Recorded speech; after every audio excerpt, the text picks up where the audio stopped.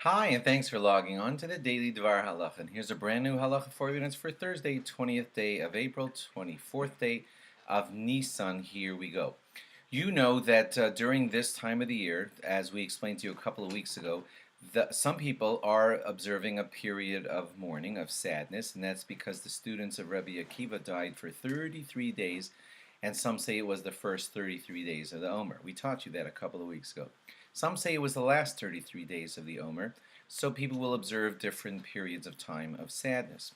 During the time, let's say you're observing the sadness right now, so you should not be going to concerts, things like that, live entertainment like that, because we're commemorating the sad passing of those 24,000 students. And some people take it farther and they don't listen to music.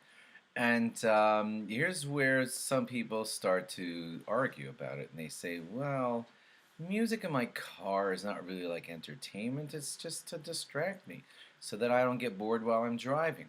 Music while I study is just to help me study. And then, of course, there's the big question of there's music that isn't even music. It's all of his music is pre-recorded, and some people think that that makes it kind of more permissible. And then here's the big question: some people are now recording music that has no instrumentation in it. It's just talented people making the rhythm with their voice, and the bass sounds with their voice, and the drumming with their voices and clapping and everything.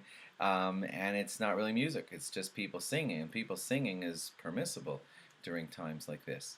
So what about buying one of those music things that's just a cappella? That's just voices alone. So you probably know what I'm going to say here. I'm going to say that you have to speak to your rabbi and you have to make an appropriate decision for yourself, because really the music that was prohibited was live entertainment music, and the stuff that we have electronically now, some people would like to permit. You should be discussing it with your rabbi to decide how much music you shouldn't be listening to during this sad time when we're marking the passing of Rabbi Akiva's students.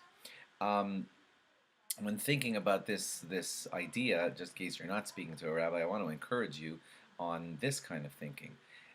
Even if it is kind of sort of permissible because it's not a live concert and it's just background music in your car, please consider this before you make your final decision. If you're going to find every loophole possible to have all of your regular music continue during this time, then you're choosing in some way to totally ignore the passing of Rabbi Akiva's students. And we can see clearly from the words of our rabbis that we were supposed to be marking this and making note of it. And if we utilize every loophole to just basically shove it under the rug and have the days of Sefiras Ha'Omer go by without even thinking about the tragedy of 24,000 students suddenly dying, great Torah students, then that would be wrong too. Please realize that. To just, arrange your Sefiras Ha'Omer such that you basically could continue everything with a couple of loopholes and a couple of permissions and all that. You want to do something to mark the passing of these students, and so think about that when you decide what to do about music during this time. Thanks for logging on, thanks for considering, and log on again tomorrow for more. Bye-bye.